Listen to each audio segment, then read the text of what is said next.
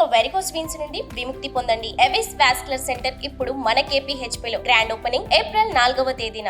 దూరదర్శన్ టీవీలో తెలుగు ప్రజలకు వార్తలు చెప్పిన మొట్టమొదటి గొంతు మూగబోయింది. న్యూస్ రీడర్ శాంతి స్వరూప్ కన్నుమూశారు. 2 రోజుల క్రితం గుండెపోటు రావడంతో మలక్పేట్లోని యశోద హాస్పిటల్కు తరలించగా అక్కడ చికిత్స పొందుతూ శుక్రవారం ఉదయం తుది శ్వాస విడిచారు.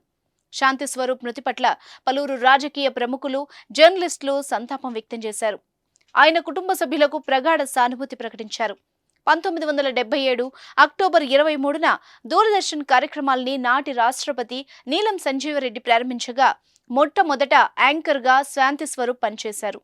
1983 నవంబర్ 14న దూరదర్శన్ ఛానల్లో శాంతి స్వరూప్ తెలుగులో తొలిసారి వార్తలు చదివారు.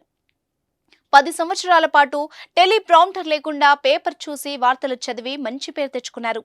తొలి తెలుగు న్యూస్ రీడర్ గా చెరగని ముద్ర వేశారు. ఆ రోజుల్లో దూరదర్శన్లో రాత్రి 7 గంటలకు వచ్చే న్యూస్ ను శాంతి స్వరూప్ చదివేవారు. ప్రజలందరూ ఆయన తీసుకొచ్చే జాతీయ, అంతర్జాతీయ, రాష్ట్ర, రాజకీయ విషయాల కోసం టీవీల ముందు వేచి చూసేవారు. తెలుగు దూరదర్శన్ పేరు చెప్పగానే అందరికీ శాంతి స్వరూప్ గుర్తుకొచ్చేవారు. ఇరుగు పొరుగువారు మనతో మాట్లాడే మాటల్లా ఆయన వార్తలు చెప్పే విధానం ఉండడం ప్రతి ఒక్కరిని ఆకట్టుకునేది. అంతలా పేరుగాంచిన ఆయన 2011లో పదవి విరమణ చేశారు.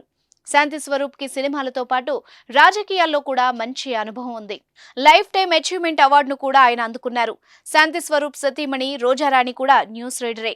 1980లో వీళ్ల వివాహం జరిగింది. వాళ్లకు 2 కుమారులున్నారు.